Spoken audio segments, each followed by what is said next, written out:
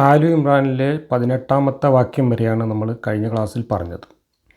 18-ാമത്തെ വാക്യത്തിൽ താനല്ലാതെ ഒരു ദൈവവുമില്ല എന്ന് അള്ളാഹു സാക്ഷ്യം വഹിക്കുന്നു, മലക്കുകൾ സാക്ഷ്യം വഹിക്കുന്നു, പിന്നെ നാട്ടുകാരൊക്കെ സാക്ഷ്യം വഹിക്കുന്നു എന്നൊക്കെയാണ് പറഞ്ഞത്.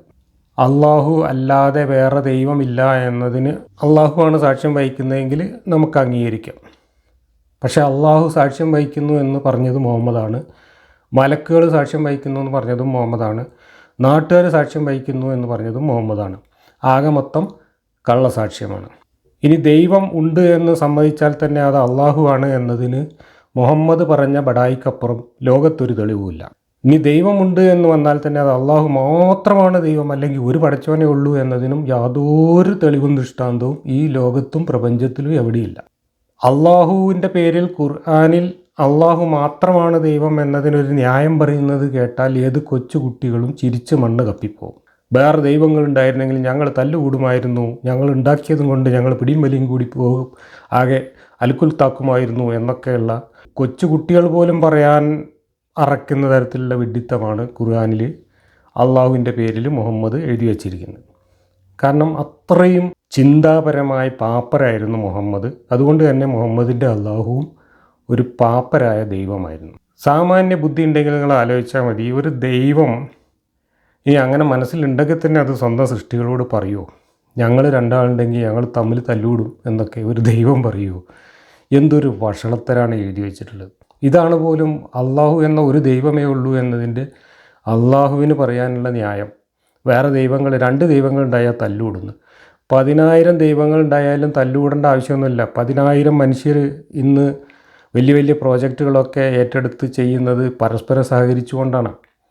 അല്ലാതെ ഒരാൾ ഒറ്റയ്ക്ക് കുത്തിയിരുന്നിട്ടല്ല ഒരു കാര്യം ചെയ്യുന്നത്. ഇന്നിപ്പോൾ ലോകത്ത് വലിയ വലിയ മെഗാ പ്രോജക്റ്റുകളൊക്കെ മനുഷ്യർ പണി തീർത്തിട്ടുള്ളത് ലക്ഷക്കണക്കിനും 10,000-കണക്കിന് ആളുകൾ പരസ്പരം സഹകരിച്ചു കൊണ്ടാണ്. അതിനകത്ത് അത് ഡിസൈൻ ചെയ്യുന്ന എൻജിനീയർമാർ വരെ ഒരു ടീമായിട്ട് ഇരുന്നിട്ടാണ് ഡിസൈൻ ചെയ്യുക, അല്ലാതെ ഒരാൾ ഒറ്റയ്ക്കല്ല. അങ്ങനത്തെ ഒരു കാലത്ത് നമ്മളോട് പറയുകയാണ് 2 ദൈവങ്ങളുണ്ടായാൽ പ്രപഞ്ചം ഉണ്ടാക്കിയതാകെ തല്ലിപ്പൊളിച്ച് ഞങ്ങൾ തല്ലും കൂടി പിരിഞ്ഞു പോകുന്നു. ആ പടച്ചവനാണ് ഈ ഖുർആനും കൊണ്ട് നമ്മുടെ മുമ്പിൽ വന്നിട്ട് ഈ ബഡായിയൊക്കെ പറയുന്നത്. കൂടുതലൊന്നും അതിനെക്കുറിച്ച് പറയേണ്ടതില്ല. അടുത്ത വാക്യം മുതൽ ഞാൻ വായിക്കാം. 19. തീർച്ചയായും അള്ളാഹുവിങ്കിൽ ദീൻ എന്നാൽ ഇസ്ലാം മാത്രമാകുന്നു. വേദഗ്രന്ഥം നൽകപ്പെട്ടവർ തങ്ങൾക്ക് അറിവ് വന്നു കിട്ടിയ ശേഷം തന്നെയാണ് ഭിന്നിച്ചത്. അവർ തമ്മിലുള്ള കക്ഷിമാത്സര്യ നിമിത്തമത്രേ അത്. വല്ലവരും അള്ളാഹുവിൻ്റെ തെളിവുകൾ നിഷേധിക്കുന്നുവെങ്കിൽ അള്ളാഹു അതിവേഗം കണക്ക് ചോദിക്കുന്നവനാകുന്നു. അള്ളാഹുവിൻ്റെ എന്ത് തെളിവാണ് ഈ പുസ്തകത്തിലുള്ളത്, ഈ പുസ്തകത്തിന് പുറത്തുള്ളത്? അള്ളാഹു എന്ന് പറയുന്ന ഒരു ദൈവം തന്നെ ലോകത്തെവിടെയില്ല. അത് മുഹമ്മദ് ജീവിച്ചിരുന്ന മക്കയിൽ ആ ഗോത്രക്കാർ ആരാധിച്ചിരുന്ന ഒരുപാട് ദൈവങ്ങളുടെ കൂട്ടത്തിൽ ഒരു ദൈവം മാത്രമാണ്, ഒരു ഗോത്ര ദൈവം മാത്രമാണ്. അതിനപ്പുറത്ത് ലോകത്തെവിടെയില്ലാത്ത ഒരു ദൈവത്തിനെ പിടിച്ചുകൊണ്ടുവന്നിട്ടാണ് മുഹമ്മദ് ഇവിടെ അവതരിപ്പിക്കുന്നത്. അത് മുഹമ്മദിൻ്റെ കുതന്ത്രം കൊണ്ടും മുഹമ്മദിൻ്റെ ശേഷമുള്ള ആളുകൾ ആയുധം ഉപയോഗിച്ചിട്ടും ലോകം കീഴടക്കിയപ്പോൾ അത് ലോകം ആകെ പരന്നതുകൊണ്ടാണ് നമ്മൾ ഇന്ന് ഇങ്ങനെ ഒരു ദൈവത്തെക്കുറിച്ചും ഇങ്ങനെ ഒരു മുഹമ്മദിനെക്കുറിച്ചും ഇങ്ങനെ ഒരു ഖുർആനെക്കുറിച്ചൊക്കെ കേൾക്കാനിടയായത്.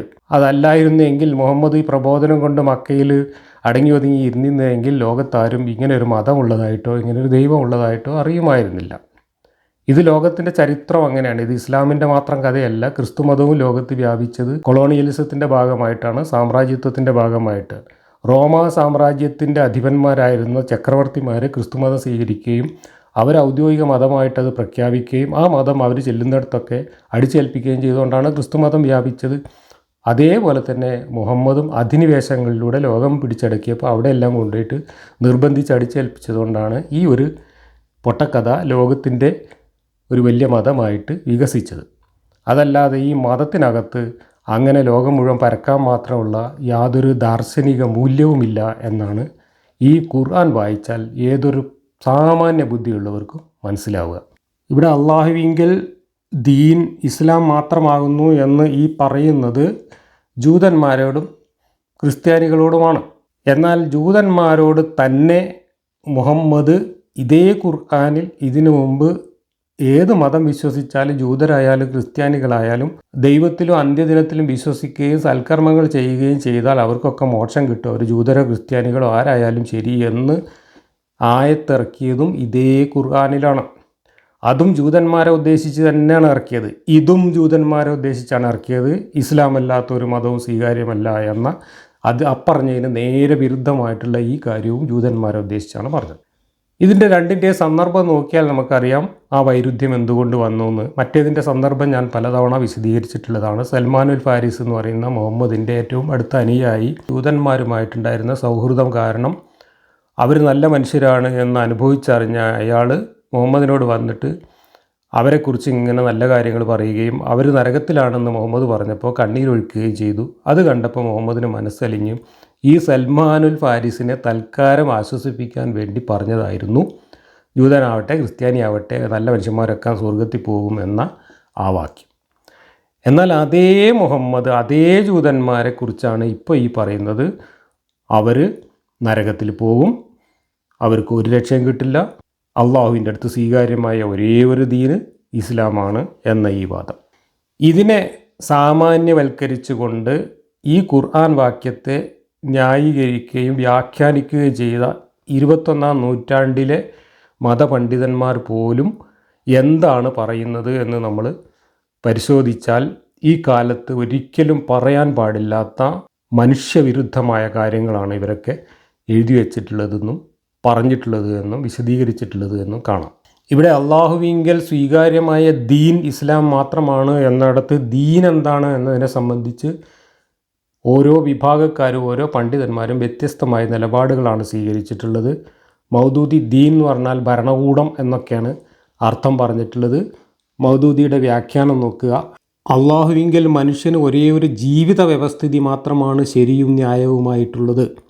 അതിതാണ് മനുഷ്യൻ അള്ളാഹുവെ ഉടമസ്ഥനും രക്ഷിതാവും ആരാധ്യനുമായി അംഗീകരിക്കുക, അവൻ്റെ അടിമത്തത്തിലും അനുസരണത്തിലും ആരാധനയിലും സ്വയം അർപ്പിതനാവുക, അവൻ അടിമവൃത്തി നിർവഹിക്കാനുള്ള മാർഗം സ്വയം നിരീക്ഷിച്ച് കണ്ടുപിടിക്കുന്നതിന് പകരം അള്ളാഹു തൻ്റെ ദൂതന്മാർ മുഖേന അയച്ചിട്ടുള്ള സന്മാർഗത്തെ ഒരുവിധ ഏറ്റക്കുറവും വരുത്താതെ അതേപടി അനുഗമിക്കുകയും ചെയ്യുക.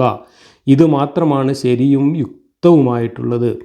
ഈ ജീവിത വ്യവസ്ഥിതിയൊക്കെയാണ് ഇസ്ലാം എന്ന് പറയുന്നത്. പ്രപഞ്ചത്തിൻ്റെ സൃഷ്ടാവും ഉടമസ്ഥനുമായ അള്ളാഹു തൻ്റെ സൃഷ്ടികളും പ്രജകളുമായ മനുഷ്യർക്ക് ഇസ്ലാമാകുന്ന ഈ വ്യവസ്ഥയല്ലാതെ മറ്റൊരു വ്യവസ്ഥയും അംഗീകരിച്ചു കൊടുത്തിട്ടില്ല. മനുഷ്യർ വിഡ്ഢിത്തം കാരണമായി നിരീശ്വരത്വം തൊട്ട് ബിംബാരാധന വരെ ഏത് വിശ്വാസവും ആചാരക്രമങ്ങളും അംഗീകരിക്കാൻ തനിക്ക് അവകാശമുണ്ടെന്ന് തെറ്റിദ്ധരിച്ചിരിക്കാമെങ്കിലും പ്രപഞ്ചാധിപനായ അള്ളാഹുവിൻ്റെ ദൃഷ്ടിയിൽ അതെല്ലാം തനി രാജദ്രോഹം മാത്രമാണ്. അപ്പോൾ മൗദൂദി പറയുന്നത് അള്ളാഹു ഒരു വ്യവസ്ഥ, ജീവിത വ്യവസ്ഥ സമ്പൂർണ്ണമായിട്ട് ഇങ്ങോട്ട് പ്രവാചകന്മാർ മുഖേന ഇറക്കി തന്നിട്ടുണ്ട്. അതല്ലാതെ മനുഷ്യർക്ക് സ്വയം ചിന്തിച്ച് എന്തെങ്കിലും നിയമങ്ങളോ ചട്ടങ്ങളോ വ്യവസ്ഥയോ ഉണ്ടാക്കാൻ യാതൊരു അധികാരവുമില്ല. അള്ളാഹു കൊടുത്തയച്ച നിയമം അനുസരിച്ച് ജീവിക്കുക മാത്രമേ നിവൃത്തിയുള്ളൂ. അങ്ങനെ ജീവിച്ചവർക്ക് മാത്രമേ രക്ഷ കിട്ടൂ, അല്ലാത്തവരൊക്കെ നരകത്തിൽ പോയി കത്തും എന്നാണ് മൗദൂദി പറയുന്നത്. അങ്ങനെയാണെങ്കിൽ ഈ ഖുർആനിലും അതിൻ്റെ വിശദീകരണമായിട്ട് വന്നിട്ടുള്ള ഹദീസുകളിലും പറഞ്ഞിട്ടുള്ള കാര്യങ്ങൾ എന്താണോ അതാണ് നമ്മൾ ശരി എന്ന് തീരുമാനിക്കേണ്ടത്. അല്ലാതെ അത് പരിശോധിച്ചിട്ട് അത് ഈ കാലത്തിന് പറ്റുമോ പറ്റൂലേ എന്നൊന്നും സംവാദം നടത്തുകയും തർക്കിക്കുകയൊന്നും ചെയ്യേണ്ട കാര്യമില്ല. ഇപ്പോൾ ഉദാഹരണം പറഞ്ഞാൽ അടിമത്തത്തെക്കുറിച്ചൊക്കെ വലിയ ചർച്ചയും സംവാദം നടക്കുന്നുണ്ടല്ലോ. ഇന്ന് ഇസ്ലാമിൻ്റെ ആളുകളൊക്കെ പറയുന്ന അടിമത്തം തെറ്റാണെന്നാണ്. പറയാൻ പറ്റില്ല. കാരണം അള്ളാഹ് ഒടുക്കത്തെ കിതാബിൽ കൊടുത്തയച്ച ജീവിത വ്യവസ്ഥയിൽ നിങ്ങൾ അടിമകളാക്കിക്കോളി എന്ന് പറയുന്നുണ്ട്. അടിമകളും ഉടമകളും ഒക്കെ ആക്കിയത് ഞാൻ തന്നെയാണ് എന്ന് പറയുന്നുണ്ട്. അടിമ പെണ്ണുങ്ങളെ പുതിയാപ്പിളുണ്ടെങ്കിലും പോയി ഭോഗിച്ചോളി എന്ന് പറയുന്നുണ്ട്. ഇതൊക്കെ ലോകാവസാനം വരേക്കുള്ള പടച്ചോൻ്റെ നീതി നിയമങ്ങളും വ്യവസ്ഥയുമാണ്. അതൊക്കെ തെറ്റാണെന്ന് പറഞ്ഞുകൊണ്ട് അടിമത്തം നിരോധിക്കുക, സ്ത്രീ പുരുഷ സമത്വം കൊണ്ടുവരിക, മനുഷ്യാവകാശങ്ങൾ പ്രഖ്യാപിക്കുക തുടങ്ങിയിട്ടുള്ള ആധുനിക മനുഷ്യൻ ചെയ്യുന്ന ധാർമ്മിക പ്രവൃത്തികളൊക്കെ ദൈവധിക്കാരമാണ് എന്നാണ് മൗദൂദിയുടെ പറഞ്ഞതിൻ്റെ മലയാളം. ഇന്ന് ഈ മൗദൂദിയെ തന്നെ തള്ളിക്കൊണ്ട് വേണം ഇവിടെ നിലനിൽക്കാൻ എന്ന തിരിച്ചറിവിലേക്ക് മൗദൂദി ഉണ്ടാക്കിയ പ്രസ്ഥാനത്തിൻ്റെ ആളുകൾ പോലും എത്തിപ്പെട്ടത് ഇതെത്രത്തോളം വിഡ്ഢിത്തമാണ് എന്നും ഇതെത്രത്തോളം കാലഹരണപ്പെട്ട ആശയമാണ് എന്നും ബോധ്യപ്പെട്ടതുകൊണ്ടാണ്. ഇനി അള്ളാഹുവിൻ്റെ അടുക്കൽ സ്വീകാര്യമായ മതം, ഇവിടെ ദീൻ എന്നുള്ളതിന് മതം എന്നാണ് പൊതുവിൽ അർത്ഥം കൊടുത്തിട്ടുള്ളത്. സുന്നി മുജാഹിദുകളൊക്കെ മതം എന്നാണ് കൊടുത്തിട്ടുള്ളത്. ജീവിത വ്യവസ്ഥ എന്നും പറഞ്ഞുകൊണ്ട് രാഷ്ട്രീയമാക്കി മാറ്റിയത് മൗദൂദിയാണ്. സുന്നി തഫ്സീറിൽ ഈ ഒരായത്തിൻ്റെ വ്യാഖ്യാനമായിട്ട് എഴുതി വെച്ച 1-2 ഖണ്ഡിക ഞാൻ വായിക്കാം. അത് വായിക്കുന്നത് എന്തിനാണെന്ന് വെച്ചാൽ ഇസ്ലാമിൻ്റെ കാഴ്ചപ്പാടുകളും ഇസ്ലാമിൻ്റെ സിദ്ധാന്തങ്ങളും ആധുനിക ജനാധിപത്യ മതേതര സമൂഹത്തിൽ എത്രമാത്രം അസ്വീകാര്യവും എത്രമാത്രം അശ്ലീലവുമാണ് എന്ന് മനസ്സിലാക്കാൻ വേണ്ടിയാണ് ഞാൻ ഈ സുന്നി തഫ്സീറിൽ നിന്ന് ഈ 2 ഖണ്ഡിക വായിക്കുന്നത്. മതമേതായാലും വിരോധമില്ല, മനുഷ്യൻ നന്നായാൽ മതി എന്ന് ചിലർ പറയുന്നത് ഖുർആനിക നിർദ്ദേശങ്ങൾക്ക് കടകവിരുദ്ധമാണ്. 20-ാം വാക്യം സംശയലേശമന്യേ വ്യക്തമാക്കിയിരിക്കുന്നു. ഇസ്ലാമികമായി വിവരമുള്ളവരാണെന്ന് വിചാരിക്കുന്ന ചില ആളുകൾ അങ്ങനെ വാദിക്കുന്നതാണ് വലിയ അത്ഭുതം. ചെകനൂർ മൗലവിയും മുസ്തഫ മൗലവിയും മാത്രമല്ല, ഇന്നിപ്പോൾ പൊതു മധ്യത്തിൽ വന്നിട്ട് സാധാരണ മതവിശ്വാസം പ്രചരിപ്പിക്കുന്നവരൊക്കെ അങ്ങനെ പറഞ്ഞു തുടങ്ങിയിട്ടുണ്ട്. പക്ഷേ മൊയ്ലിയാർ അങ്ങനെ പറയുന്നവരുടെ കാപഢ്യമാണ് ഇവിടെ തുറന്നു കാണിക്കുന്നത്. അവരുടെ വാദം ശരിയാണെങ്കിൽ വേദക്കാരും അല്ലാത്തവരുമായ മുഴുവൻ മനുഷ്യരോടും ഇസ്ലാം മതം സ്വീകരിക്കുവാൻ കൽപ്പിച്ചത് അനാവശ്യമല്ലേ? നബി പറയുന്നു, മുൻ പ്രവാചകന്മാരെല്ലാം അവരുടെ ജനതയുടെ അടുക്കലേക്ക് മാത്രം നിയോഗിക്കപ്പെട്ടവരായിരുന്നു. ഞാനാവട്ടെ മുഴുവൻ ജനങ്ങൾക്കുമായി നിയോഗിക്കപ്പെട്ടിരിക്കുകയാണ്. മറ്റൊരു ഹദീസിൽ ഇങ്ങനെ കാണാം, എൻ്റെ ആത്മാവ് ആരുടെ കയ്യിലാണോ ആ അള്ളാഹുവിനെ തന്നെയാണ് സത്യം. ഈ സമുദായത്തിലെ ഒരു യഹൂദിയോ ക്രിസ്ത്യാനിയോ മറ്റാരോ ആവട്ടെ എന്നെക്കുറിച്ച് കേൾക്കുകയും എന്നിട്ട് എന്നിൽ വിശ്വസിക്കാതിരിക്കുകയും ചെയ്താൽ അവൻ നരകക്കാരൻ തന്നെയാണ്. അപ്പോൾ ജൂതനോ ക്രിസ്ത്യാനിയോ അല്ലെങ്കിൽ ആരോ ഏത് മതക്കാരനാവട്ടെ എന്നെക്കുറിച്ച് അവൻ ഒരിക്കലെങ്കിലും കേട്ടിട്ടുണ്ടെങ്കിൽ അവൻ എൻ്റെ മതം വിശ്വസിക്കാതെയാണ് പിന്നീട് ജീവിച്ചതെങ്കിൽ അവൻ നരകത്തിലാണ് എന്ന് നബി പറഞ്ഞിട്ടുണ്ട്. മറ്റ് പ്രവാചകന്മാരൊക്കെ അവരവരുടെ സമുദായത്തിനും അവരവരുടെ ജനതയ്ക്കും വേണ്ടിയാണ് നിയോഗിക്കപ്പെട്ടതെങ്കിൽ ഞാൻ ലോകത്തിനാകെ നിയോഗിക്കപ്പെട്ടവനാണ് എന്നാണ് പോലും മുഹമ്മദ് നബി പറഞ്ഞിട്ടുള്ളത്. അപ്പോൾ ഈ ഖുർആൻ എന്ന് പറയുന്ന സാധനം ലോകാവസാനം വരെയുള്ള മുഴുവൻ മനുഷ്യന്മാർക്കും വേണ്ടി അള്ളാഹു എന്ന പഠിച്ചോൻ കൊടുത്തയച്ച ജീവിത വ്യവസ്ഥയാണ്, ദീനാണ്. അതിൽ നിന്ന് കടുമണി വ്യതിചലിച്ചാൽ നരകം എന്നാണ് പറഞ്ഞത്. ഇനി ഇവിടെ പറഞ്ഞത് ഞാൻ എന്ന് കേട്ടിട്ടുള്ള ഒരാൾ, അതായത് മുഹമ്മദ് എന്നോ ഖുർആൻ എന്നോ ഇസ്ലാം എന്നോ കേട്ടിട്ട് ഒരാൾ പിന്നെ ഇതിലേക്ക് തിരിഞ്ഞു നോക്കാതെ ഇത് വിശ്വസിക്കാതെ ഇത് പഠിക്കാതെ മരിച്ചു പോയാൽ അവൻ നരകത്തിലാണ് എന്ന്.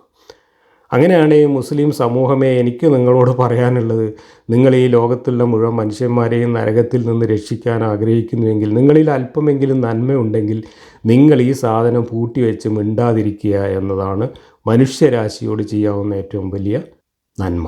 കാരണം ഇത് കേട്ടിട്ട് വിശ്വസിച്ചില്ലെങ്കിലല്ലേ നരകത്തിൽ പോവുള്ളൂ. ഇത് കേൾക്കാതിരുന്നാൽ അവരൊക്കെ രക്ഷപ്പെടുമല്ലോ. ഒന്നുകിൽ അവർ സ്വർഗത്തിലും നരകത്തിലും ഒന്നും അല്ലാതെങ്കിലും പോയിക്കോളും, അതല്ലെങ്കിൽ അവർക്ക് ചുളുവിൽ സ്വർഗം കിട്ടിക്കോളും. അപ്പോൾ ലോകത്തുള്ള മുഴുവൻ മനുഷ്യരെ സ്വർഗത്തിലാക്കാനുള്ള ഒരു മാർഗം ഇസ്ലാം, മുഹമ്മദ്, ഖുർആൻ എന്ന വാക്ക് പോലും ഇനി ജനിക്കാൻ പോകുന്ന മനുഷ്യരെങ്കിലും കേൾക്കാതിരിക്കുക എന്നുള്ളതാണ്. അതുകൊണ്ട് ഇസ്ലാം സമ്പൂർണ്ണമായിട്ട് ലോകത്ത് നിരോധിക്കുകയും മുസ്ലിങ്ങളുടെ മുഴുവൻ വായ മൂടിക്കെട്ടുകയും ചെയ്താൽ ലോകത്ത് ഇനി ജനിക്കാൻ പോകുന്ന മനുഷ്യരൊക്കെ രക്ഷപ്പെടും ഈ സിദ്ധാന്തം അനുസരിച്ച്. കാരണം കേട്ട് അറിഞ്ഞിട്ട് വിശ്വസിച്ചില്ലെങ്കിലാണ് നരകം. അപ്പോൾ ഈ കേൾപ്പിക്കാനും അറിയിക്കാനും ഇവർ പോവാതിരുന്നാൽ ലോകം രക്ഷപ്പെടും എന്നാണ് ഞാൻ ഈ പറഞ്ഞതിൻ്റെ അർത്ഥം. ഇനി തുടർന്ന് വായിക്കുക. നബിയുടെ പരിചാരകനായിരുന്ന ഒരു ജൂത യുവാവ് രോഗബാധിതനായി കിടന്നപ്പോൾ നബി അയാളുടെ അടുത്ത് ചെന്നു. അയാളുടെ പിതാവ് ശിരസ്സിനടുത്ത് ഇരിക്കുന്നുണ്ടായിരുന്നു. അപ്പോൾ നബി അദ്ദേഹത്തോട് ലാ ഇലാഹ ഇല്ലല്ലാ എന്ന് പറയാൻ നിർദ്ദേശിച്ചു. അപ്പോൾ അയാൾ തൻ്റെ പിതാവിനെ ഒന്ന് നോക്കി. നബി വീണ്ടും നിർദ്ദേശിച്ചു. അപ്പോഴും അയാൾ നോട്ടം ആവർത്തിച്ചു. തത്സമയം നബിയെ അനുസരിച്ചു കൊള്ളുവാൻ പിതാവ് അനുമതി നൽകി. അപ്പോൾ യുവാവ് അശ്ഹദു അല്ലാ ഇലാഹ ഇല്ലല്ലാ വ അന്നക റസൂലുള്ളാ എന്ന് പറഞ്ഞു. അവനെ നരകത്തിൽ നിന്ന് രക്ഷപ്പെടുത്തിയ അള്ളാഹുവിന് സ്തോത്രം എന്നുച്ചരിച്ചുകൊണ്ട് നബി പുറത്തേക്കിറങ്ങി. ലോകത്തിൻ്റെ വിവിധ ഭാഗങ്ങളിൽ ഭരണം നടത്തി വന്നിരുന്ന അറബികളും അനർബികളുമായ രാജാക്കളെ ഇസ്ലാമിലേക്ക് ക്ഷണിച്ചുകൊണ്ട് നബി കത്തയച്ചത് ബുഖാരിയിലും മുസ്ലിമിലും ഉണ്ട്. ഇസ്ലാം മതം സ്വീകരിച്ചാൽ അല്ലാതെ പരലോകമോക്ഷം സിദ്ധിക്കുകയില്ലെന്നാണ് ഈ ഹദീസുകളെല്ലാം വിളിച്ചോതുന്നത്. അപ്പോൾ മുഹമ്മദ് ഓരോ കത്താണ് കൊടുത്തേക്കായിരുന്നു, ഓരോ ഭീഷണിക്കത്ത്. എന്നിട്ട് ഇത് വിശ്വസിച്ചോളി, ഇല്ലെങ്കിൽ ഞാൻ അങ്ങോട്ട് വരും ശരിയാക്കുമെന്ന് പറഞ്ഞിട്ട്. അപ്പോൾ ചില ബുദ്ധിയുള്ള ആൾക്കാർ നല്ല ചുരുക്കുള്ള അടിമ പെണ്ണുങ്ങളൊക്കെ സമ്മാനമായിട്ട് തിരിച്ചു കൊടുത്തയച്ചപ്പോൾ പിന്നെ തൗഹീദും വേണ്ട ഇസ്ലാമും വേണ്ട, ആ പെണ്ണിനെ വാങ്ങി മിണ്ടാതിരുന്നു. ബാക്കിയുള്ളവരെയൊക്കെ പോയി ആക്രമിച്ച് കീഴ്പ്പെടുത്തുകയാണ് മുഹമ്മദ് ചെയ്തത് എന്ന് കാണാം. ഇനി 20-ാമത്തെ വാക്യം. ഇനി അവർ നിന്നോട് തർക്കിക്കുകയാണെങ്കിൽ നീ പറഞ്ഞേക്കുക, ഞാൻ എന്നെ തന്നെ പൂർണ്ണമായി അള്ളാഹുവിന് കീഴ്പ്പെടുത്തിയിരിക്കുന്നു. എന്നെ പിൻപറ്റിയവരും വേദഗ്രന്ഥം നൽകപ്പെട്ടവരോടും അക്ഷരജ്ഞാനമില്ലാത്തവരോടും നീ ചോദിക്കുക, നിങ്ങൾ കീഴ്പ്പെട്ടുവോ? അങ്ങനെ അവർ കീഴ്പ്പെട്ടു കഴിഞ്ഞാൽ അവർ നേർവഴിയിലായി കഴിഞ്ഞു. അവർ പിന്തിരിഞ്ഞു കളഞ്ഞാലോ അവർക്ക് എത്തിക്കേണ്ട ബാധ്യത മാത്രമേ നിനക്കുള്ളൂ. അള്ളാഹു ദാസന്മാരുടെ കാര്യങ്ങൾ കണ്ടറിയുന്നവനാകുന്നു. ഈ പറഞ്ഞത് മുഹമ്മദ് ഇത് പറഞ്ഞ് നാക്കെടുത്തതിന് ശേഷം മുഹമ്മദ് ചെയ്തതും മുഹമ്മദിൻ്റെ അള്ളാഹു പിന്നീട് ആയത്തിറക്കിയതും തമ്മിൽ പരസ്പര വിരുദ്ധമാണ്. കാരണം നിനക്ക് ഇതിൻ്റെയൊക്കെ താക്കീതാണ് കൊടുത്തു പോവേണ്ട ബാധ്യതയേ ഉള്ളൂ എന്നാണ് ഇവിടെ പറഞ്ഞത്. പക്ഷേ താക്കീതാണ് കൊടുത്തിട്ട് അതിൻ്റെ പിന്നാലെ തന്നെ വാളും കുന്തവും എടുത്തിട്ട് സൈനികരെയും കൊണ്ടങ്ങോട്ട് പുറപ്പെടുകയായിരുന്നു മുഹമ്മദ്. അങ്ങനെയാണ് ആ പ്രദേശത്തുള്ള മുഴുവൻ ഗോത്രങ്ങളെയും കീഴ്പ്പെടുത്തിയത്. അതല്ലാതെ ഉത്ബോധനം നടത്തിയിട്ട് താക്കീതും കൊടുത്തിട്ട് മിണ്ടാതിരിക്കുകയും ബാക്കി അള്ളാഹു നോക്കിക്കോളും എന്ന് ഈ പറഞ്ഞത് പ്രാവർത്തികമാക്കുകയല്ല മുഹമ്മദ് ചെയ്തിട്ടുള്ളത്. ഈ ഖുർആനിൽ ഇതേ അള്ളാഹു തന്നെ എല്ലാവരോടും യുദ്ധം ചെയ്ത് കീഴ്പ്പെടുത്തി അവരെ എല്ലാവരെയും ഈ മതത്തിന് കീഴിലാക്കാൻ നിർദ്ദേശിക്കുന്ന ആയത്തുകൾ പിന്നീട് തുരുതുരാ വരുന്നുണ്ട്. പിന്നീടല്ല, ഇതൊക്കെ ഏത് സന്ദർഭത്തിൽ പറഞ്ഞു എന്ന് വ്യക്തമല്ല. മുഹമ്മദ് യുദ്ധമൊക്കെ ചെയ്ത് തുടങ്ങിയതിന് ശേഷമാണ് ഈ ആയത്ത് ഇറങ്ങിയിട്ടുണ്ടെങ്കിൽ ഇതിന് മുമ്പ് തന്നെ മുഹമ്മദ് ഇതിന് വിരുദ്ധമായി പ്രവർത്തിച്ചിട്ടുണ്ട്, ഇതിന് ശേഷവും പ്രവർത്തിച്ചിട്ടുണ്ട് എന്നാണ് അർത്ഥം. മക്കയിൽ മുഹമ്മദ് പറഞ്ഞുകൊണ്ടിരുന്നത് ഇതാണ്, താക്കീത് ചെയ്യാൻ മാത്രമാണ് ഞാൻ വന്നിട്ടുള്ളത്, അതിൻ്റെ അപ്പുറം ഒരു ബാധ്യത എനിക്കില്ല, അതൊക്കെ അള്ളാൻ്റെ കയ്യിലാണ്, നിങ്ങളൊക്കെ പേപ്പിച്ചത് അള്ളയാണ് എന്നും പറഞ്ഞിട്ടാണ് അവിടുന്ന് പോകുന്നത്. പക്ഷേ ആ മക്കക്കാരെ കൊള്ളയടിക്കാനും ആക്രമിക്കാനും പിന്നീട് മദീനയിൽ നിന്ന് മുഹമ്മദ് കോപ്പ് കൂട്ടുകയാണ് ചെയ്തത്. അതിനൊക്കെ അള്ളാഹു മുഹമ്മദിൻ്റെ കൂടെ നിന്നുകൊണ്ട് ആയത്തിറക്കി കൊടുക്കുന്നുണ്ട്. ഇങ്ങനെ ഒരിക്കൽ പറഞ്ഞതിന് നേരെ വിരുദ്ധമായിട്ടുള്ള കാര്യങ്ങൾ, പരസ്പര വിരുദ്ധമായിട്ടുള്ള കാര്യങ്ങൾ ഈ ഖുർആനിലൂടെ നീളം നമുക്ക് കാണാം. ഒരു മനുഷ്യൻ്റെ ജീവിതത്തിൽ സാഹചര്യങ്ങൾക്കനുസരിച്ച് മാറ്റി മാറ്റി പറഞ്ഞ അയാൾ നടത്തിയിട്ടുള്ള എല്ലാ കള്ളത്തരങ്ങളും കാപഢ്യങ്ങളും വഞ്ചനകളും ഇതിനകത്ത് വൈരുദ്ധ്യങ്ങളായിട്ട് വിളമ്പി വെച്ചിട്ടുണ്ട്. ചരിത്രബോധത്തോടെയും യുക്തിബോധത്തോടെയും ഈ സാധനം വായിച്ചു കഴിഞ്ഞാൽ ഇസ്ലാം എന്ന ഒരു കള്ള ദർശനത്തിൻ്റെ എല്ലാ പൊള്ളത്തരങ്ങളും നമുക്ക് കൃത്യമായി ബോധ്യപ്പെടും. ഇവിടെ ജൂതന്മാരുടെ കാര്യവും ക്രിസ്ത്യാനികളുടെ കാര്യവും തന്നെയാണ് ഇവിടെയും പറയുന്നത്. നജറാനിലെ ക്രിസ്ത്യാനികളുമായി തർക്കത്തിൽ തോറ്റപ്പോഴാണ് ഇതൊക്കെ പറഞ്ഞത് എന്നാണ് പൊതുവിൽ ഇതിൻ്റെ സന്ദർഭം നോക്കുമ്പോൾ മനസ്സിലാവുന്നത്. അങ്ങനെയാണെങ്കിൽ ക്രിസ്ത്യാനികളോടൊന്നും തർക്കിക്കാൻ പോകണ്ട എന്നാണ് ഇപ്പോൾ ഇവിടെ പറഞ്ഞത്. ഇതേ ഖുർആനിൽ നല്ല നിലക്ക് അവരോടൊക്കെ തർക്കിക്കാനും സംവാദത്തിനും പോകണം എന്നും പറഞ്ഞിട്ടുണ്ട്. അതും പരസ്പര വിരുദ്ധമാണ്. സന്ദേശം കൊടുത്തിട്ട് പോയാൽ മതി എന്നാണ് പറഞ്ഞത്, വേറെ ബാധ്യതയൊന്നുമില്ലാന്ന്. അതല്ല, അവരൊക്കെ ആക്രമിച്ച് കീഴ്പ്പെടുത്തി ഒന്നുകിൽ അവർ ഈ വ്യവസ്ഥക്ക് ഈ ദീനിന് കീഴ്പ്പെട്ട് ജിസിയം തന്ന് മൂലക്കിരുന്നോളണം, അല്ലെങ്കിൽ അവരെല്ലാം കൊന്നു തീർത്തോളണം, അല്ലെങ്കിൽ അവർ മതം മാറിക്കൊള്ളണം എന്ന നിലപാട് സ്വീകരിക്കുകയും അതിന് തുരുതുര ആയത്തിറക്കുകയും ചെയ്തിട്ടുണ്ട്. ഇങ്ങനെ പരസ്പര വിരുദ്ധമായ നിലപാടുകൾ ഒരേ കാലഘട്ടത്തിൽ തന്നെ മുഹമ്മദ് സ്വീകരിച്ചതായി കാണാം. മുഹമ്മദിൻ്റെ ഫേക്ക് ഐ ഡി അതിനൊക്കെ ആയത്തിറക്കി ചൂട്ടുപിടിച്ചതായിട്ടും കാണാം. ഇനി 21, അള്ളാഹുവിൻ്റെ തെളിവുകൾ നിഷേധിച്ച് തള്ളുകയും ഒരു ന്യായവുമില്ലാതെ പ്രവാചകന്മാരെ കൊലപ്പെടുത്തുകയും നീതി പാലിക്കാൻ കൽപ്പിക്കുന്ന ആളുകളെ കൊലപ്പെടുത്തുകയും ചെയ്യുന്നവരാരോ അവർക്ക് വേദനയേറിയ ശിക്ഷയെപ്പറ്റി നീ സന്തോഷ വാർത്ത അറിയിക്കുക. 22, തങ്ങളുടെ പ്രവർത്തനങ്ങൾ ഇഹത്തിലും പരത്തിലും നിഷ്ഫലമായി പോയ വിഭാഗമത്രേ അവർ, അവർക്ക് സഹായികളായി ആരും ഉണ്ടായിരിക്കുകയില്ല. ഇത് ജൂതന്മാരുമായിട്ട് മുഹമ്മദ് മദീനയിൽ എല്ലാ അർത്ഥത്തിലും അവരുടെ മുമ്പിൽ പരാജയപ്പെട്ടപ്പോൾ അവർക്കെതിരായി എടുത്തിട്ടുള്ള നിലപാടാണ്. ഇനി അവരെ ആക്രമിക്കുക എന്നതും അവരെ കീഴ്പ്പെടുത്തുക എന്നതും അവരെ കൊന്നൊടുക്കുക, നാടുകടത്തുക എന്നതും മനസ്സിൽ വെച്ചുകൊണ്ട് ഈ ജൂതവിരോധം ആളിക്കത്തിക്കാൻ വേണ്ടി മുഹമ്മദ് പറഞ്ഞ അനേകം വാക്യങ്ങളിൽ 2 വാക്യങ്ങളാണ് ഇപ്പോൾ നമ്മൾ വായിച്ചത്. അവരുടെ പഴങ്കഥകളൊക്കെ പറഞ്ഞുകൊണ്ട് അവർ പണ്ടേ അങ്ങനെയാണ്, ഇസ്രായേലിൽ പണ്ടേ ധിക്കാരികളാണ്, അവർ പ്രവാചകന്മാരെ കൂട്ടത്തോടെ കൊന്നിട്ടുണ്ട് തുടങ്ങിയിട്ടുള്ള ആരോപണങ്ങളാണ് ഇവിടെ ഉന്നയിക്കുന്നത്. ഇതേ അള്ളാഹു ഇതേ ഖുർആനിൽ ഈ ജൂതന്മാരെ വാനോളം പുകഴ്ത്തിയതും നമ്മളിതിനു മുമ്പ് കണ്ടു. പുകഴ്ത്തുക മാത്രമല്ല, അവർക്ക് മോക്ഷം കിട്ടുമെന്ന് പറഞ്ഞ ആയത്ത് നമ്മൾ കണ്ടു, അവർക്കൊരു കുഴപ്പമില്ല എന്ന് പറഞ്ഞ ആയത്ത് നമ്മൾ കണ്ടു, അവരെ വീട്ടിൽ പോയി കല്യാണം കഴിക്കാം, അവരുടെ ഭക്ഷണം കഴിക്കാം, അവരുമായിട്ട് സൗഹൃദമാവാം എന്നൊക്കെ പറയുന്ന ആയത്തുകൾ നമ്മൾ ഇതിനകത്ത് കണ്ടു. എന്ന് മാത്രമല്ല, നിങ്ങൾക്ക് എൻ്റെ പ്രവാചകത്വത്തിലും ഖുർആൻ്റെ ദൈവികതയിലും വല്ല സംശയം ഉണ്ടെങ്കിൽ നിങ്ങൾ ജൂതന്മാരോട് പോയി ചോദിച്ചു നോക്കൂ എന്ന പൊട്ടത്തരം വരെ ഈ ഖുർആനിൽ നമ്മൾ കണ്ടു. അതേ അള്ളാഹുവാണ് ഇപ്പോൾ ജൂതന്മാരെ അങ്ങേയറ്റം നികൃഷ്ടമായ രീതിയിൽ ചീത്ത പറയുകയും അവരുടെ പഴയ പാരമ്പര്യങ്ങളും കഥകളും ഒക്കെ എടുത്തു പറഞ്ഞുകൊണ്ട് അവർ പ്രവാചകന്മാരെ കൊന്നവരാണ്, അവർ ധിക്കാരികളാണ്, അവർ അങ്ങനത്തവരാണ് ഇങ്ങനത്തവരാണ് എന്ന് പറഞ്ഞുകൊണ്ട് ഈ കുശുമ്പ് കുത്തുന്നത്. അപ്പോൾ ജൂതന്മാരിലുള്ള മുഹമ്മദിൻ്റെ പ്രതീക്ഷ സമ്പൂർണ്ണമായി നഷ്ടപ്പെട്ട ഒരു സന്ദർഭത്തിൽ മുഹമ്മദ് ആദ്യം പറഞ്ഞതെല്ലാം മറന്നുകൊണ്ട് അതിന് നേരെ വിരുദ്ധമായിട്ട് ജൂതന്മാരെ അങ്ങേയറ്റം മോശക്കാരായിട്ട് അധിക്ഷേപിക്കുകയാണ് അവിടെ ചെയ്യുന്നത്. ഇസ്രായേലിയർ കൂട്ടത്തോടെ പ്രവാചകന്മാരെ കൊന്നു എന്നൊക്കെയാണ് ഇവിടെ പറയുന്നത്. ഈ പ്രവാചകന്മാരെ കൊല്ലുമ്പോൾ ഈ അള്ളാഹു എവിടെയായിരുന്നു? ഈ അള്ളാഹുവിൻ്റെ പ്രവാചകന്മാരാണേ. ഈ അള്ളാഹു തൗഹീദ് പഠിപ്പിക്കാൻ വേണ്ടി പറഞ്ഞയച്ച പ്രവാചകന്മാരെ ഒന്നായിട്ട്, ഈ പ്രവാചകന്മാരെ കൂട്ടത്തോടെ അയക്കേണ്ട കാര്യം തന്നെയല്ല. ഓരോ കാലഘട്ടത്തിൽ ഓരോ സമൂഹത്തിലേക്ക് ഓരോന്ന് അയച്ചാൽ മതി. ഇത് കൂട്ടത്തോടെ അയച്ചിട്ട് ആ കൂട്ടത്തോടെ അയച്ച പ്രവാചകന്മാരെ കൂട്ടത്തോടെ കൊന്നു കളഞ്ഞു എന്നാണ് ഇതിൻ്റെ വ്യാഖ്യാനങ്ങളിൽ കാണുന്നത്. ഇതൊക്കെ എവിടുന്ന് കിട്ടിയ കഥയാണെന്നറിയില്ല. എന്തായാലും ഈ പ്രവാചകന്മാരെ കൊല്ലുമ്പോൾ അള്ളയും മീക്കായിലും ജിബ്രീലും മലക്കുകളും ഒക്കെ കയ്യും കെട്ടി നോക്കിയിരിക്കുകയായിരുന്നു. താൻ മനുഷ്യർക്ക് മാർഗദർശനം നൽകാൻ വേണ്ടി പറഞ്ഞയക്കുന്ന ഈ പ്രവാചകന്മാരുടെ ആയുസ് എങ്ങനെയും സംരക്ഷിക്കേണ്ട ബാധ്യത ഈ പടച്ചോനില്ലേ? അപ്പോൾ കൊല്ലാൻ വിട്ടുകൊടുക്കുകയാണോ പടച്ചോൻ ചെയ്യേണ്ടത്? ഈ പടച്ചോൻ തൊട്ടടുത്ത വാക്യത്തിൽ പറയുന്നുണ്ട്, ആരൊക്കെ എന്തൊക്കെ എവിടൊക്കെ ചെയ്യണം എന്നതൊക്കെ ഞാനാണ് ഉദ്ദേശിക്കുന്നത് എന്ന് നിശ്ചയിക്കുന്നതെന്ന് തൊട്ടടുത്ത് പറയുന്നുണ്ട്. അങ്ങനെയാണെങ്കിൽ ഈ പ്രവാചകന്മാരെ കൊന്നത് ആരാണ്? ഇസ്രായേലിയരാണോ അള്ളയാണോ? പ്രവാചകന്മാരുടെ ആയുസ് കുറച്ച് നിശ്ചയിച്ചതും അവർ കൊല്ലപ്പെടണമെന്ന് തീരുമാനിച്ചതും ഒക്കെ ഞാൻ ഉദ്ദേശിച്ചിട്ടാണ് എന്ന് ഇനി വരുന്ന ആയത്തിൽ പറയുന്നുണ്ട്. അത് ഖുർആനിൽ ഒരുപാട് സ്ഥലത്ത് പറഞ്ഞിട്ടുണ്ട്. അപ്പോൾ അള്ളാഹു തന്നെ കൂട്ടക്കൊല നടത്തിയിട്ട് അത് ജൂതന്മാരുടെ പെരടിയിൽ വെച്ച് കെട്ടുന്ന എന്തൊരു വൃത്തികെട്ട നിലപാടുകളൊക്കെയാണ് ഇവിടെ പറയുന്നത്. എല്ലാം അള്ളാഹുവാണ് തീരുമാനിക്കുന്നത്. എല്ലാവരുടെ ആയുസ് തീരുമാനിക്കുന്നത്, ആരെങ്ങനെ മരിക്കണം, എങ്ങനെ ജീവിക്കണം, എത്ര കാലം ജീവിക്കണം, എങ്ങനെ കൊല്ലപ്പെടണം എന്നൊക്കെ തീരുമാനിക്കുന്നത് അള്ളാഹുവാണ്. ഓരോരുത്തരുടെ ആയുസ്സും ജനിക്കുന്നതിന് മുമ്പ് നിശ്ചയിക്കുന്നത് അള്ളാഹുവാണ്. ആ അള്ളാഹു എന്നിട്ട് പ്രവാചകന്മാരെ കൊന്നു എന്ന് പറഞ്ഞിട്ട് പയ്യരം പറയാം. പ്രവാചകന്മാരെ കൊല്ലുമ്പോൾ അവരെ രക്ഷിക്കേണ്ട ബാധ്യത ഈ അള്ളാഹുവിനില്ലേ? അള്ളാഹുവിൻ്റെ കയ്യിൽ ഈ കണ്ട ജിബ്രീലും മീക്കായിലും 900 മലക്കുകളും എല്ലാവിധ സന്നാഹങ്ങളും ഉണ്ടായിട്ടും തൻ്റെ സ്വന്തം പ്രവാചകന്മാരെ കൂട്ടക്കൊല ചെയ്യുമ്പോൾ അത് കയ്യും കെട്ടി നോക്കി നിൽക്കുകയായിരുന്നു അള്ളാഹു ചെയ്ത്.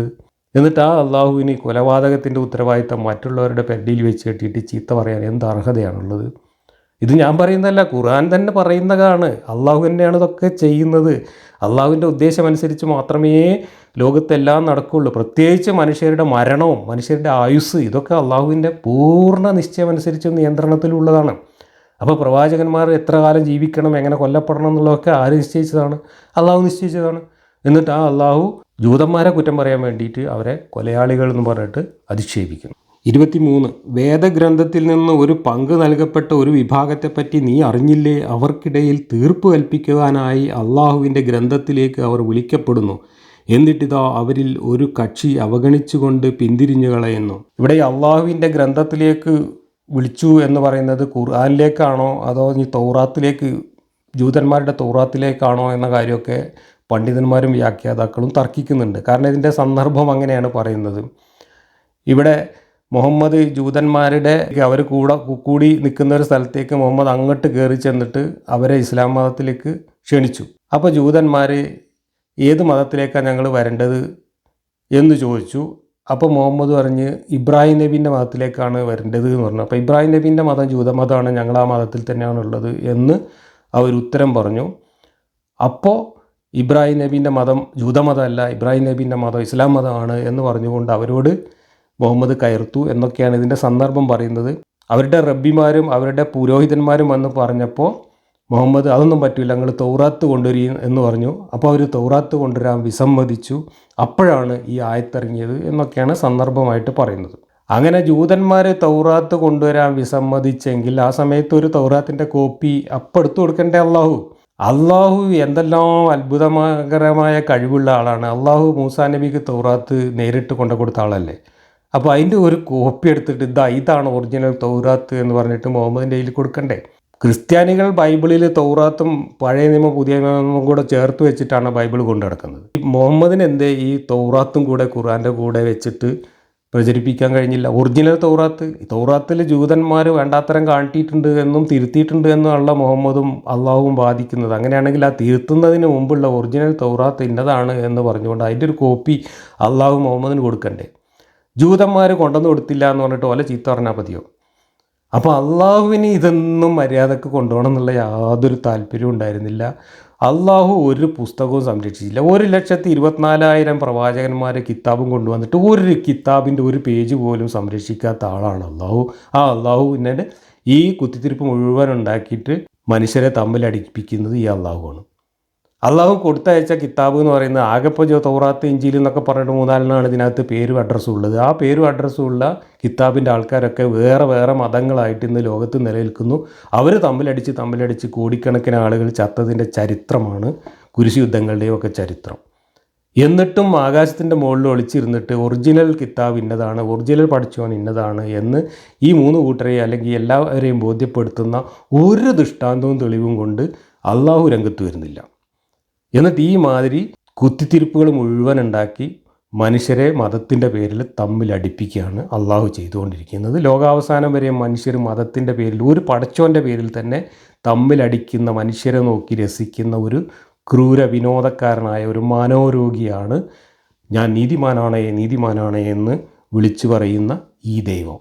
ഖുർആൻ അനുസരിച്ചാണ്, ഖുർആനിലെ കഥ അനുസരിച്ചാണ് ഞാൻ ഈ പറയുന്നത്. ഈ കഥയൊക്കെ എങ്ങനെയാണ് മനുഷ്യൻ്റെ സാമാന്യ യുക്തിക്ക് യോജിച്ചു പോവുക? ഇവിടെ ഭിന്നിപ്പ് എന്ന് പറഞ്ഞിട്ട് കുറ്റം പറയുന്നത് ആരെയാണ്? ക്രിസ്ത്യാനികളും ജൂതന്മാരും തമ്മിലുള്ള ഭിന്നിപ്പിനെ കുറിച്ചാണ് പോലും പറയുന്നത്. അങ്ങനെയാണെങ്കിൽ ക്രിസ്ത്യാനികളും ജൂതന്മാരും തമ്മിൽ അന്നുണ്ടായിരുന്ന ഏറ്റവും പ്രധാനപ്പെട്ട ഒരു ആശയ ഭിന്നിപ്പിന് പരിഹാരം കാണാൻ വേണ്ടിയിട്ട് മുഹമ്മദ് അഥവാ പ്രവാചകനാണെങ്കിൽ ആ ഒരു വിഷയത്തിന് നമുക്ക് കൃത്യമായ മറുപടി ലഭിക്കുമല്ലോ എന്ന് കരുതി മുഹമ്മദിൻ്റെ അടുത്ത് ചോദ്യങ്ങൾ കൊടുത്തയച്ചവരാണ് ജൂതന്മാർ. എന്തായിരുന്നു ആ ചോദ്യം? റൂഹുൽ ഖുദ്സുമായിരുന്നു ചോദ്യം.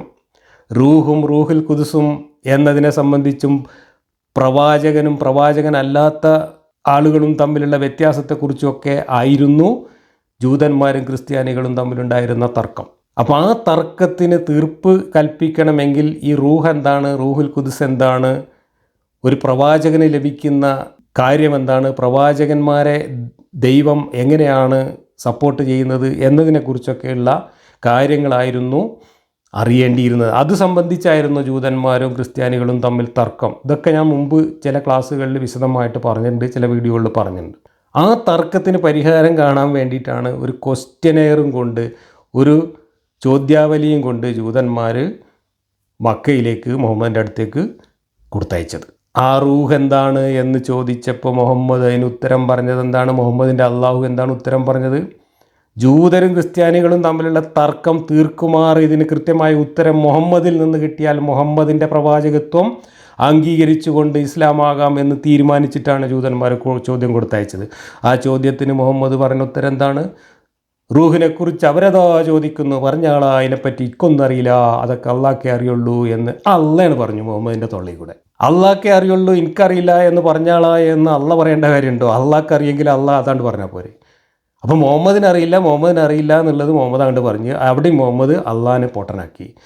ഇതായിരുന്നു ഉത്തരം. ഈ ജാതി ഉത്തരങ്ങളാണ് ചോദ്യങ്ങൾക്ക് മുഹമ്മദ് കൊടുത്തതെങ്കിൽ ആ മുഹമ്മദ് പ്രവാചകനാണെന്നും ആ മുഹമ്മദ് സത്യമാണ് പറയുന്നത് എങ്ങനെ ജൂതന്മാർ വിശ്വസിക്കുക, എങ്ങനെ ക്രിസ്ത്യാനികൾ വിശ്വസിക്കുക?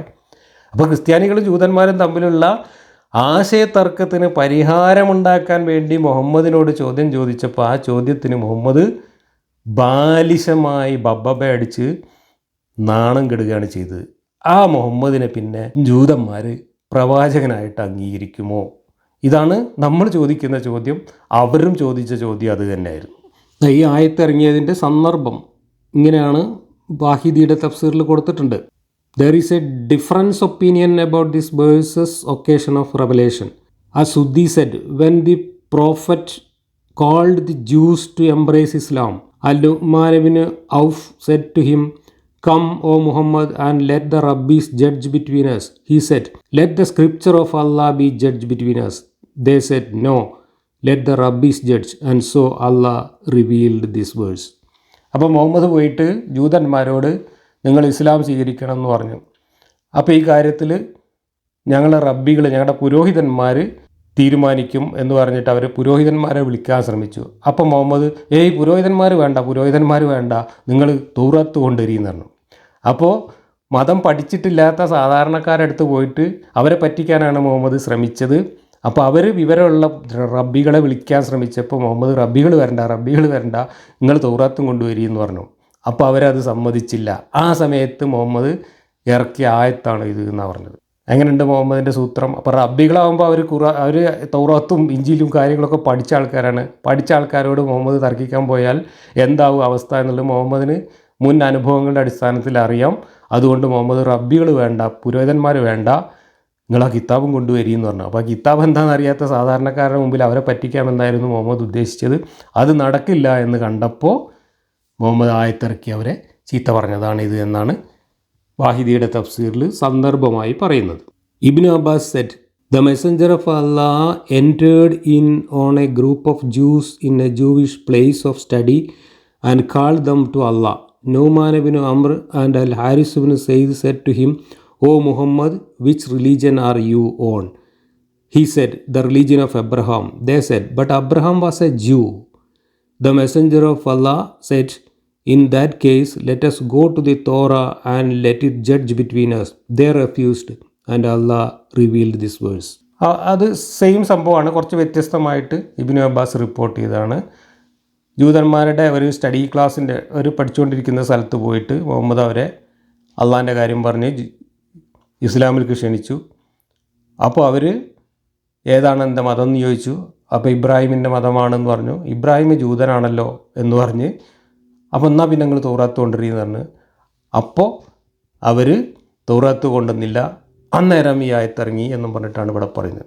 എന്തായാലും സാധാരണക്കാരായ വിവരമില്ലാത്ത ജൂതന്മാരെടുത്ത് പോയിട്ട് അവരെ പറ്റിക്കാനുള്ള ശ്രമം മുഹമ്മദ് നടത്തിയതാണ്. അവർ പണ്ഡിതന്മാരെ വിളിക്കാൻ ശ്രമിച്ചപ്പോൾ മുഹമ്മദ് പണ്ഡിതന്മാർ വേണ്ടെന്ന് പറഞ്ഞിട്ട് അവിടുന്ന് ഓടിക്കഴിച്ചിലാവുകയും അവിടെ ആയത്തിറക്കിയിട്ട് ഇതുപോലെ അവരെ അധിക്ഷേപിക്കുകയും ചെയ്തു എന്നാണ് സന്ദർഭത്തിൽ നിന്ന് മനസ്സിലാവുന്നത്. അപ്പോൾ അവർ തൗറാത്ത് കൊണ്ടുവന്നില്ലെങ്കിൽ അള്ളാഹ്ക്കൊരു തൗറാത്തിൻ്റെ കോപ്പിയാണ് കൊണ്ടുവന്ന് കൊടുത്താൽ പോരെ. അള്ളാഹിൻ്റെ ജിബ്രീൽ ഇങ്ങനെ നടക്കണില്ലേ അവിടെ, തൗറാത്തും ഇഞ്ചിയിലും ഖുർആനൊക്കെ താങ്ങിക്കൊണ്ട് നടക്കുന്നില്ലേ? ഒരു കോപ്പി എന്തേ കൊണ്ടുവന്ന് കൊടുക്കാൻ പറ്റാതിരുന്നത്? ഇല്ലെങ്കിൽ മുഹമ്മദ് ഇത്രയും കാലം ഈ പ്രവാചകനാണെന്ന് പറഞ്ഞ് നടന്നിട്ട് മുഹമ്മദിന് ഒരു തൗറാത്തിൻ്റെ കോപ്പി സ്വന്തമായിട്ട് കയ്യിലാക്കാൻ പറ്റിയില്ലേ? ഇതൊക്കെ ചിന്തിക്കുന്നവർക്ക് ദൃഷ്ടാന്തമാണ്. 24, എണ്ണപ്പെട്ട ഏതാനും ദിവസം മാത്രമേ ഞങ്ങളെ നരകാഗ്നി സ്പർശിക്കുകയുള്ളൂ എന്ന് അവർ പറഞ്ഞുകൊണ്ടിരിക്കുന്ന കാരണത്താലാണ് അവരങ്ങനെ ആയത്. അവർ കെട്ടിച്ചമച്ചുണ്ടാക്കിയിരുന്ന വാദങ്ങൾ അവരുടെ മതകാര്യത്തിൽ അവരെ വഞ്ചിതരാക്കി കളഞ്ഞു. ഈ ജൂതന്മാർക്ക് അവരുടേതായ കുറേ വാദങ്ങളുണ്ടായിരുന്നു. ജൂതമതക്കാർ അവരുടെ വിശ്വാസം അനുസരിച്ച് ലോകത്തെല്ലായിടത്തും ഈ വാദവും കൊണ്ടാണ് നടന്നിരുന്നത്. ഒന്ന്, അവർ തിരഞ്ഞെടുത്ത ജനതയാണ്, ദൈവത്തിന് ഏറ്റവും ഇഷ്ടപ്പെട്ട സമൂഹമാണ് ജൂത സമൂഹം എന്നാണ് ജൂതന്മാരുടെ ഒരു വിശ്വാസം. രണ്ടാമത്തെ അവരുടെ വിശ്വാസം, അവരെ അങ്ങനെ നരകത്തിലൊന്നും ഇടില്ല അവരുടെ ദൈവം എന്നാണ്.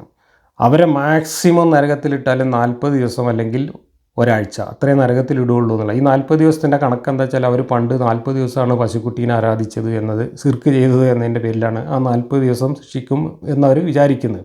അതല്ലെങ്കിൽ 7 ദിവസം. അതിനപ്പുറം ഞങ്ങൾക്ക് നരകത്തിൻ്റെ തീ സ്പർശിക്കേണ്ടി വരില്ല എന്നത് ഞങ്ങളുടെ ദൈവം ഞങ്ങൾക്ക് ഓഫർ ചെയ്തതാണ് എന്നാണ് ജൂതന്മാരുടെ ഒരു വാദം. ഞങ്ങളുടെ മതം പൂർണ്ണമായിട്ട് സത്യമാണ്, അതുകൊണ്ട് തന്നെ മുഹമ്മദ് കള്ളനാണ്, മുഹമ്മദ് പറയുന്നതൊന്നും സത്യമല്ല. ഇതൊക്കെ ജൂതന്മാർ മുഹമ്മദിൻ്റെ മുമ്പിൽ തുറന്ന് പറഞ്ഞിട്ടുണ്ട്.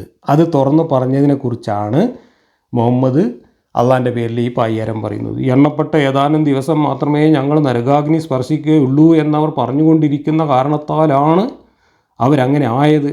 അവർ കെട്ടിച്ചമച്ചുണ്ടാക്കിയിരുന്ന വാദങ്ങൾ അവരുടെ മതകാര്യത്തിൽ അവരെ വഞ്ചിതരാക്കി കളഞ്ഞു. ഇതൊന്നും അവർ കെട്ടിച്ചമച്ച വാദങ്ങളല്ല, അവരുടെ മതം അവരെ കാലാകാലം പഠിപ്പിച്ചിട്ടുള്ളത് ഇതാണ്. അത് ബൈബിൾ വായിച്ചാൽ നമുക്ക് മനസ്സിലാവും.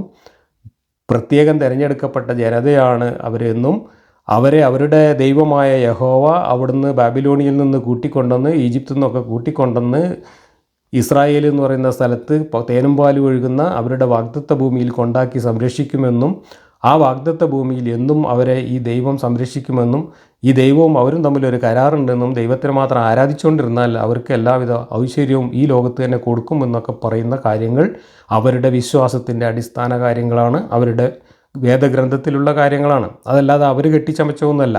കെട്ടിച്ചമച്ചത് മുഹമ്മദാണ്. മുഹമ്മദ് കെട്ടിച്ചമച്ച അവരുടെ വാദങ്ങളൊക്കെ മുഹമ്മദിൻ്റെ വാദങ്ങളാക്കി മാന്തിക്കൂട്ടാൻ ശ്രമിച്ചപ്പോൾ അവരതിനെ ചെറുത്തു നിന്നു എന്നുള്ളത് സ്വാഭാവികമാണ്. ഏത് മതക്കാരും അത് തന്നെയാണ് ചെയ്യുക. ഇന്നിപ്പോൾ മുസ്ലിങ്ങളും അത് തന്നെയാണ് ചെയ്യുക. മറ്റേതെങ്കിലും മതം വന്നിട്ട് അതാണ് ശരി, നിങ്ങളത് തെറ്റാന്ന് പറഞ്ഞാൽ മുസ്ലിങ്ങൾ സമ്മതിക്കുമോ? ഇല്ല. ക്രിസ്ത്യാനികൾ സമ്മതിക്കുമോ? ഇല്ല, ഒരു മതക്കാരും സമ്മതിക്കില്ല. എല്ലാ മതക്കാരും അവരവരുടേത് ശരിയെന്ന ശാഠ്യത്തിൽ അത് മുറുക്കി പിടിച്ചുകൊണ്ടിരിക്കുകയാണ്. അത് മനുഷ്യൻ്റെ സ്വഭാവമാണ്. അപ്പോൾ ഒരു മതം പോയിട്ട് വേറൊരു മതത്തെ മാന്തി കൂട്ടാൻ ശ്രമിച്ചാൽ അവിടെ സംഘർഷങ്ങളേ ഉണ്ടാവുകയുള്ളൂ. അതല്ലെങ്കിൽ കൃത്യമായ തെളിവ് സഹിതം ഇത് ബോധ്യപ്പെടുത്താൻ കഴിയണം. എന്ത് തെളിവാണ് മുഹമ്മദിൻ്റെ കയ്യിലുള്ളത്? എന്ത് തെളിവാണ് ഈ ഖുർആനിലുള്ളത്? ഇതെല്ലാം ഒരുപോലെയുള്ള മണ്ടത്തരങ്ങളാണ്. ഒരു മണ്ടത്തരം വിശ്വസിക്കുന്നവർക്ക് ആ മണ്ടത്തരത്തിനപ്പുറം വേറൊരു മണ്ടത്തരം കൊണ്ടുവരുമ്പോൾ അതിനവർക്ക് ബോധ്യപ്പെടുന്ന തെളിവ് വേണ്ടി വരും. ആ തെളിവാണ് മുഹമ്മദിനോട് ജൂതന്മാർ ചോദിച്ചുകൊണ്ടിരുന്നത്, ക്രിസ്ത്യാനികൾ ചോദിച്ചുകൊണ്ടിരുന്നത്. മുഹമ്മദ് സമ്പൂർണ്ണമായി ബബ്ബ അടിച്ച് പരാജയപ്പെടുകയാണ് ചെയ്തത്. എന്നിട്ട് മുഹമ്മദ് ഇങ്ങനെ അധിക്ഷേപിക്കുകയും ഭീഷണിപ്പെടുത്തുകയും നരകം പറഞ്ഞ് പീഡിപ്പിക്കുകയും ഒക്കെ ചെയ്യുന്നതാണ് നമ്മൾ കാണുന്നത്. ഇങ്ങനെ ഒരു ഗതികേട് ഒരു ദൈവത്തിനുണ്ടാവുമോ എന്നാണ് നമ്മൾ സാമാന്യ യുക്തിയുടെ മുമ്പിൽ ചോദിക്കുന്ന ചോദ്യം. ഇനി ഇവിടെ ഈ പറഞ്ഞ ജൂതന്മാർ അത്ര വലിയ കള്ളന്മാരാണ് എങ്കിൽ, അവരാണ് കള്ളത്തരം ചെയ്തതെങ്കിൽ, മുഹമ്മദിൻ്റെ അള്ളാഹു മുഹമ്മദിനെ സഹായിക്കുകയാണ് ഇക്കാര്യത്തിലൊക്കെ ചെയ്യുന്നതെങ്കിൽ, ഇന്നത്തെ ഒരു സാഹചര്യം വെച്ചുകൊണ്ട് തന്നെ നമുക്ക് പരിശോധിച്ചാൽ അറിയാം, മുഹമ്മദ് പറഞ്ഞ അള്ളാഹുവും അള്ളാഹുവിൻ്റെ മലക്കുകളും അള്ളാഹുവിൻ്റെ സഹായവും ഒന്നും മുസ്ലിങ്ങൾക്ക് ഇന്നും കിട്ടുന്നില്ല. ജൂതന്മാരും മുസ്ലിങ്ങളും തമ്മിലുള്ള സംഘർഷം തുടങ്ങിയിട്ട് 100 കൊല്ലം കഴിഞ്ഞു. എന്നിട്ട് അവിടെ മുസ്ലിങ്ങളുടെ ആരാധനാലയമായിരുന്ന, മുസ്ലിങ്ങളുടെ ആരാധനാലയം എന്ന് പറഞ്ഞാൽ മുസ്ലിങ്ങൾ പിടിച്ചടക്കിയതാണ്, ജൂതന്മാരുടെ ആരാധനാലയമായിരുന്നു. അത് അവർ ഉപേക്ഷിച്ച് പോയ സമയത്താണ് മുസ്ലിങ്ങൾ അവിടെ പോയിട്ട് അധിനിവേശം നടത്തുന്നത്. എന്നിട്ട് അവരവിടെ പള്ളി പണിതു. ആ പള്ളി പോലും സംരക്ഷിക്കാൻ ഈ മുസ്ലിങ്ങളെ അള്ളാഹു ഇതുവരെ സഹായിച്ചിട്ടില്ല. പള്ളി ജൂതന്മാർ പൊളിക്കാതിരിക്കാൻ കാരണം ജൂതന്മാർക്ക് കുറച്ചും കൂടെയൊക്കെ കാര്യബോധവും മനുഷ്യത്വവും ഉള്ളതുകൊണ്ടും ലോകം അവരെ അതിൽ നിന്ന് വിലക്കുന്നത് കൊണ്ടാണ്. പിന്നെ ജൂതന്മാർക്ക് അത്ര വലിയ മതഭ്രാന്തൊന്നും ഉണ്ടായിട്ടല്ല അവർ സയണിസം കൊണ്ട് അങ്ങോട്ട് വന്നത്. അവർക്ക് അവിടെ ഒരു രാഷ്ട്രീയമായ സംവിധാനം ഉണ്ടാക്കണമെന്നോ അവരുടേതായ ഒരു രാജ്യം ഉണ്ടാക്കണമെന്നുള്ള ഉദ്ദേശമാണ് ഉണ്ടായിരുന്നത്. അവിടെ വന്നിട്ട് ഈ പള്ളി പൊളിച്ച് അവിടെ അമ്പലം പണിയുക എന്നുള്ളത് അവരിലെ ചില യാഥാസ്ഥിതികർക്ക് മാത്രം ആഗ്രഹം ഉണ്ടായിരുന്നെങ്കിലും ബഹുഭൂരിപക്ഷം ജൂതന്മാരും അതിനെതിരായതുകൊണ്ടാണ് ഈ ബൈത്തുൽ മുഖദ്ദിസ് പൊളിച്ച് അവർ സോളമൻ ടെമ്പിൾ പണിയാതിരിക്കുന്നത്. പക്ഷേ ആ ബൈത്തുൽ മുഖദ്ദിസ് അടക്കമുള്ള ആ പള്ളി അടക്കമുള്ള കാര്യങ്ങളുടെ സമ്പൂർണ്ണ നിയന്ത്രണം ഇസ്രായേൽ സൈന്യത്തിൻ്റെ കയ്യിലാണ് എന്നുള്ളത് മനസ്സിലാക്കണം. എത്ര കാലമായി, എത്രയോ പതിറ്റാണ്ടുകളായിട്ട് ജൂതന്മാരുടെ നിയന്ത്രണത്തിലാണ്. ആ പലസ്തീനികളായിട്ടുള്ള അറബികൾ എത്രമാത്രം യാതനകൾ അവിടെ അനുഭവിച്ചുകൊണ്ടിരിക്കുന്നു. കുട്ടികളടക്കം 10,000-കണക്കിന് ആളുകൾ അവിടെ കൊല്ലപ്പെട്ടുകൊണ്ടിരിക്കുന്നു. അള്ളാഹു ജൂതന്മാരെ കൂടെ കൂടിയിട്ട് ഈ മുസ്ലിങ്ങളെ ഇങ്ങനെ കൊല്ലുക അല്ലേ? അള്ളാഹു എവിടെ? അള്ളാഹു മുസ്ലിങ്ങളെ സഹായിക്കുകയും ജൂതന്മാരാണ് കള്ളന്മാരെങ്കിൽ ആ ജൂതന്മാരെ തോൽപ്പിക്കുകയും ചെയ്യുന്നതിന് അള്ളാഹുവിൻ്റെ സഹായം മുസ്ലിങ്ങൾക്ക് കിട്ടണ്ടേ? ഈ മുസ്ലിങ്ങൾ മുഴുവൻ അവിടെ മരിച്ചു വീഴുമ്പോഴും അള്ളാഹുവിനെ വിളിച്ച് അള്ളാഹു അക്ബർ വിളിച്ച് പ്രാർത്ഥിച്ചുകൊണ്ടിരിക്കുകയാണ്, ഞങ്ങളെ രക്ഷിക്കുകയും ഞങ്ങളെ രക്ഷിക്കുകയും. എവിടെയാണ് അള്ളാഹു? എവിടെ അള്ളാഹിൻ്റെ മലക്കുകൾ? എവിടെ അള്ളാഹിൻ്റെ സഹായം? അപ്പോൾ ജൂതന്മാർക്ക് പറഞ്ഞുകൂടെ ഞങ്ങളുടെ യഹോവ ഞങ്ങളെ സഹായിക്കുന്നു, ഇസ്ലാം തെറ്റാണെന്ന്, അതിന് ഇത് തന്നെയാണ് ദൃഷ്ടാന്തം എന്ന് ജൂതന്മാർക്ക് പറഞ്ഞാലോ? അല്ല എന്ന് നിങ്ങൾക്ക് എങ്ങനെ തെളിയിക്കാൻ പറ്റുക? ഒരു ദൈവം സഹായിക്കുന്നുണ്ടെങ്കിൽ കഴിഞ്ഞ 100 കൊല്ലമായിട്ട് പലസ്തീനിൽ ഇസ്രായേലിൽ ദൈവം ജൂതന്മാരെയാണ് സഹായിക്കുന്നത്. ദൈവം ജൂതനായതുകൊണ്ട് ജൂതന്മാരെ സഹായിക്കുന്നത് കൊണ്ടാണ് ഇസ്രായേൽ അവിടെ ജയിക്കുന്നത് എന്ന് ഞാൻ വിശ്വസിക്കുന്നില്ല. കാരണം ജൂതന്മാർ വിജയിക്കാനുള്ള കാരണം അവർക്ക് കുറച്ചും കൂടെ വിവരവും ബുദ്ധിയുള്ളതുകൊണ്ടാണ്. ശാസ്ത്ര സാങ്കേതിക വിദ്യ, നൂതനമായ ആയുധങ്ങൾ, സമ്പത്ത് ഇതെല്ലാം കൈവശമുള്ളതുകൊണ്ടും കുരുട്ട് ബുദ്ധി ഉപയോഗിച്ചുകൊണ്ട്, തന്ത്രം ഉപയോഗിച്ചുകൊണ്ട് മറ്റുള്ളവരെ പരാജയപ്പെടുത്താനുള്ള കഴിവ് ആർജിച്ചതുകൊണ്ടുമാണ് ജൂതന്മാരവിടെ വിജയിക്കുന്നത്. അതിന് ജൂതന്മാരെ പ്രചോദിപ്പിക്കുന്നത്, ജൂതന്മാർ ഞങ്ങൾ ദൈവത്താൽ തിരഞ്ഞെടുക്കപ്പെട്ട പ്രത്യേക ജനതയാണ്, ഞങ്ങൾക്ക് ഞങ്ങളുടെ ദൈവത്തിൻ്റെ സഹായമുണ്ട് എന്ന അവരുടെ വിശ്വാസം അതിനവരെ സഹായിക്കുന്നുമുണ്ട്. വിശ്വാസം വിശ്വാസികളെ സഹായിക്കും, പക്ഷേ ഒരു ദൈവവും ആരെയും സഹായിക്കില്ല. ഇതുകൊണ്ടാണ് ഇസ്രായേൽ വിജയിക്കുന്നത്. മുസ്ലിങ്ങൾക്ക് അങ്ങനെയുള്ള സാങ്കേതിക വിജ്ഞാനമോ വിവരമോ ബുദ്ധിയോ ഒന്നുമില്ല. അവർക്ക് വെറും വിശ്വാസം മാത്രമേ ഉള്ളൂ. ആ വിശ്വാസത്തിൻ്റെ ഭ്രാന്തിൻ്റെ പേരിൽ സ്വയം മരിക്കുകയും പിഞ്ചു കുട്ടികളെ കൊലക്ക് കൊടുക്കുകയും ചെയ്യുന്നതാണ് അവിടെ കാണുന്നത്.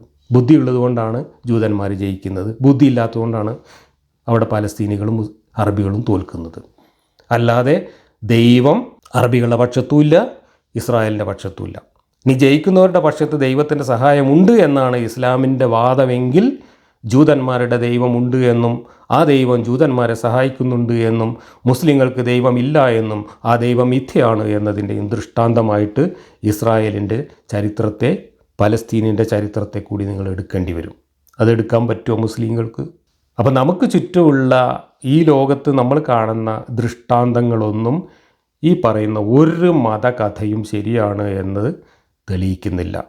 മറിച്ച് ഇതെല്ലാം മനുഷ്യരുടെ അന്ധവിശ്വാസങ്ങളാണ് എന്നും അതിനപ്പുറത്ത് ഇതിനകത്തൊന്നും ഒരു കഥയുമില്ല എന്നതാണ് ചുറ്റുപാടുമുള്ള യാഥാർത്ഥ്യങ്ങളിൽ നിന്ന് നമുക്ക് ബോധ്യമാകുന്നത്. അടുത്ത വാക്യം മുതൽ അടുത്ത ക്ലാസ്സിൽ നമുക്ക് ചർച്ച ചെയ്യാം.